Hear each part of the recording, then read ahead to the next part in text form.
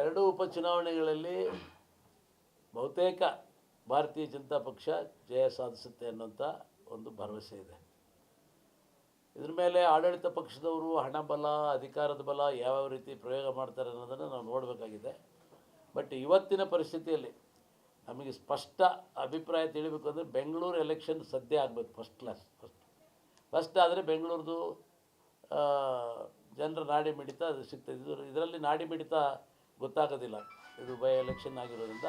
But ನಮಗೆ ಎರಡೂ ಕಡೆಗೂ ಒಳ್ಳೆಯ ಸೂಚನೆ ಇದೆ. ದಾವಣಗೆರೆಯಲ್ಲಿ ಕೂಡ ಹಿಂದೆ ಶಿವಶಂಕರಪ್ಪನವರಿದ್ದಾಗ ದಾವಣಗೆರೆ ಪರಿಸ್ಥಿತಿ ಬೇರೆ. ಅವತ್ತು ಅಲ್ಲಿ ಜನ ಹಿರಿಯರು ಅಂತೇಳಿ ಒಂದು ಗೌರವ ಕೊಡ್ತಾಯಿದ್ರು.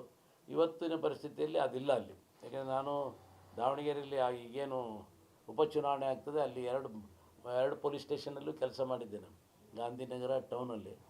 ಆ ಭಾಗದಲ್ಲಿ ಇವತ್ತು ಮತ್ತು ಅದಕ್ಕೊಂದು ZP ಕ್ಷೇತ್ರ ಕೂಡ ಸೇರ್ತದೆ.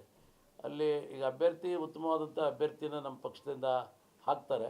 ಹಾಕಿದರೆ ಖಂಡಿತ ಈ ಸರಿ ದಾವಣಗೆರೆ ಗೆಲ್ಲುವಾಗುತ್ತೆ ಅನ್ನೋಂಥ ಭರವಸೆ ಇದೆ.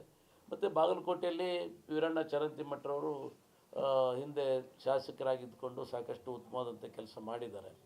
ಅಲ್ಲಿ ವೀರಣ್ಣ ಚರಂತಿಮಠ ಅವರಿಗೆ ಟಿಕೆಟ್ ಸಿಗ್ಬೋದೇನೋ ಅಂತ ಸಿಗ್ತದೆ ಅಂತ ನನಗನ್ನಿಸ್ತಾ ಇದೆ. ಸಿಕ್ಕರೆ ಅದು ಗೆಲುವಾಗಲಿಕ್ಕೆ ಸಾಧ್ಯತೆ ಇದೆ. ಮತ್ತು ಪಶ್ಚಿಮ ಪದವೀಧರ ಕ್ಷೇತ್ರದ್ದು ಕೂಡ ಈಗ ಚುನಾವಣೆ ಇದೆ, ಪಶ್ಚಿಮ ಅಲ್ಲ ಇದು, ಅದಕ್ಕಿದೆ. ಅದರಲ್ಲೂ ಕೂಡ ನಾವು ಕಳೆದ ಸಾರಿ ಸಂಕನೂರವರು ನಾವು ಭಾರತೀಯ ಜನತಾ ಪಕ್ಷದಿಂದ ಸ್ಪರ್ಧೆ ಮಾಡಿ ಗೆದ್ದಿದ್ದರು. ಈ ಸರಿ ಕೂಡ ಅವ್ರು ಗೆಲ್ತಾರೆ ಅನ್ನೋಂಥ ಒಂದು ಭರವಸೆ ಕೂಡ ಇದೆ.